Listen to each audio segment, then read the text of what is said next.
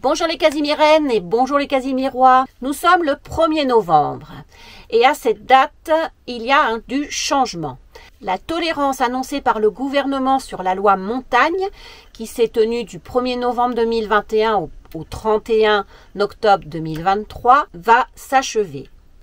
Et dorénavant, à partir donc du 1er novembre 2023, les automobilistes concernés par la loi Montagne devront être correctement équipés dans les régions montagneuses, sous peine d'une amende de 135 € et de l'immobilisation du véhicule. Mais attention, que veut dire région montagneuse?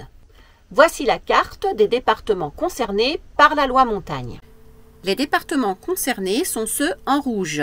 Vous voyez, c'est pratiquement la moitié de la France. Et peut-être que vous serez obligé de passer par l'un de ces départements lors de vos voyages pendant la période hivernale qui est entre le 1er novembre et le 31 mars de l'année suivante.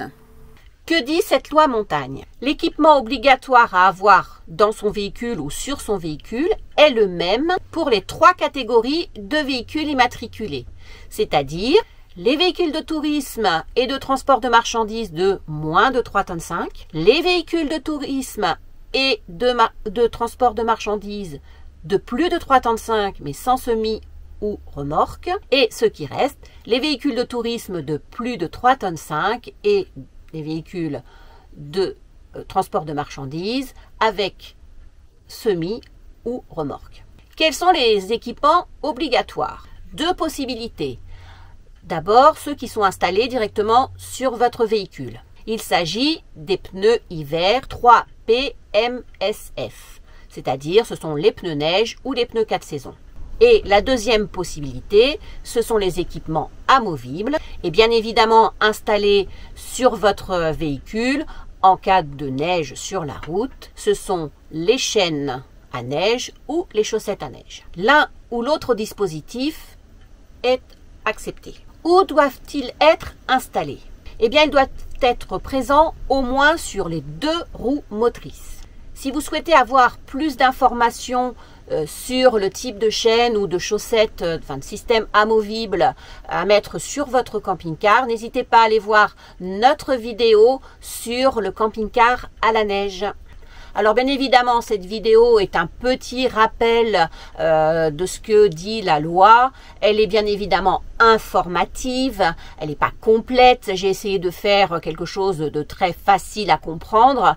L'important pour nous, c'est de savoir, pour ne pas être verbalisé ou avoir son véhicule immobilisé, parce que là, ça craint un peu, hein. Je tiens à remercier Sophie du groupe Facebook Escapade en camping-car qui m'a mis la petite puce à l'oreille, qui avait mis un post sur ce sujet, et donc j'ai décidé de vous faire une petite vidéo explicative. Merci à elle et n'hésitez pas à aller vous abonner à ce groupe Facebook. Et bien voilà, les Casimirennes et les Casimirois, comme d'habitude, n'oubliez pas d'activer la petite cloche, de vous abonner si c'est toujours pas fait et comme d'habitude de mettre le petit pouce. Je vois que de plus en plus vous avez compris le système. Pour nous, c'est ce qui nous montre que nos vidéos sont intéressantes, que vous les avez appréciées. Donc voilà, c'est un peu notre récompense. Chouchou est en train de s'occuper du linge pendant que moi je tourne la vidéo parce que je suis immobilisée au niveau du bras droit. J'ai d'énormes douleurs. Donc voilà, moi lui il travaille pendant que moi je pense à vous. Voilà.